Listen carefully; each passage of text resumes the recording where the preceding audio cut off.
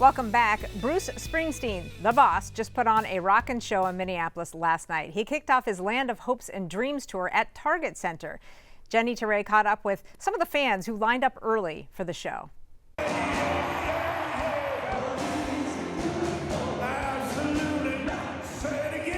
Yeah, this is the first one. Bruce, the boss. Just had to come and see him. I'm an old Bruce fan, okay, so I love the dude. We're from St. Louis. If you haven't seen him, you need to get on the road.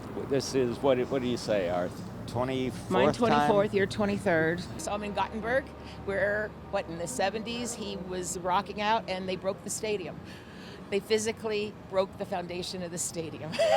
It's 3 hours of reliving your youth. My favorite song probably way back in the day, Dancing in the Dark, Ramrod. I mean, anything that talks about freedom.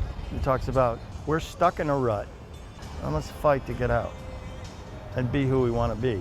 I mean, that's just Bruce. He's also very sincere about what he talks about. He still gives so much, and he gives silently. He doesn't brag about it. He's so involved and he gets people involved and, spreads a message that everybody needs to hear.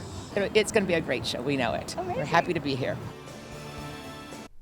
I did hear it was a fantastic show.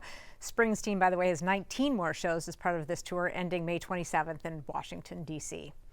Also, First Avenue honored Bruce with a star on their wall, citing his tireless advocacy work for the state of Minnesota in the wake of Operation Metro Surge. In the post, they say the, quote, a well-deserved star for the legendary boss. Very cool.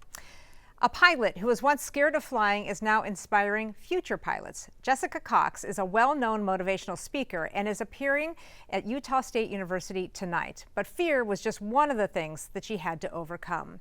Alex Cabrero has her story. Lots of people are scared of flying.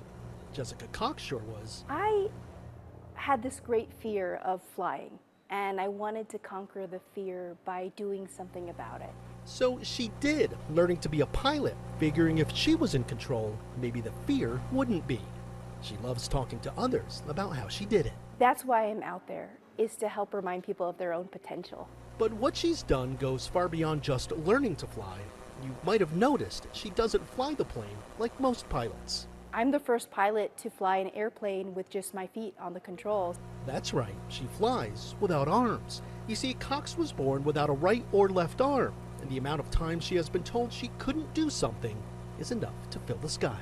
I have been told since as far back as I can remember, you're crazy, you can't do this. And I mean, that's what my life is about, is showing I can, and I will. Which is exactly why she's here in Utah, speaking to students at Utah State University, not just about flying, but about what's possible. I always say disability does not mean inability, and it's just so true because so oftentimes there's the label. That label and the fear that once held her back is now how she helps push other people forward. Not letting anything stop me from doing the things that I want to do to impose onto others that they can do so much more with their life and they have great potential to fulfill their dreams. That was impressive.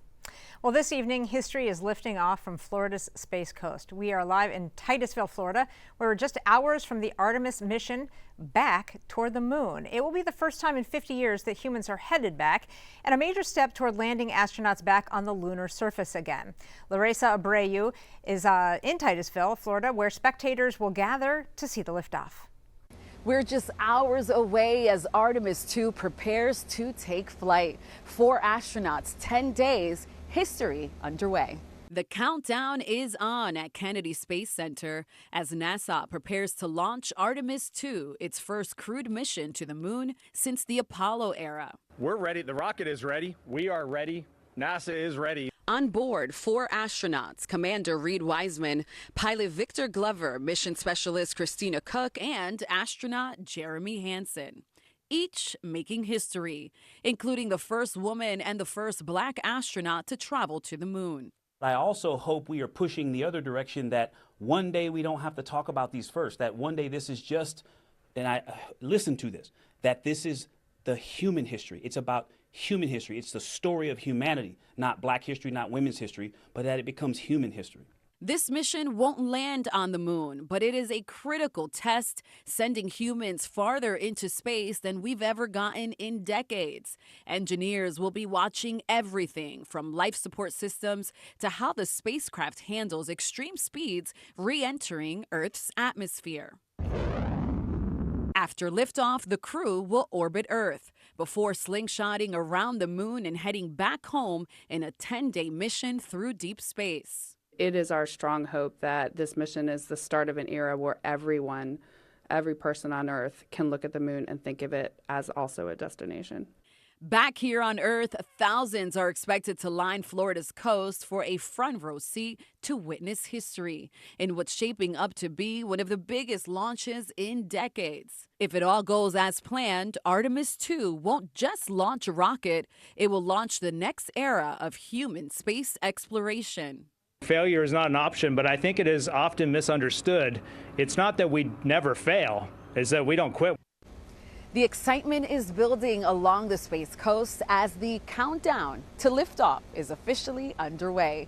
In Titusville, I'm Larissa Abreu for NBC News. Stick with us. More news and weather coming up after the break.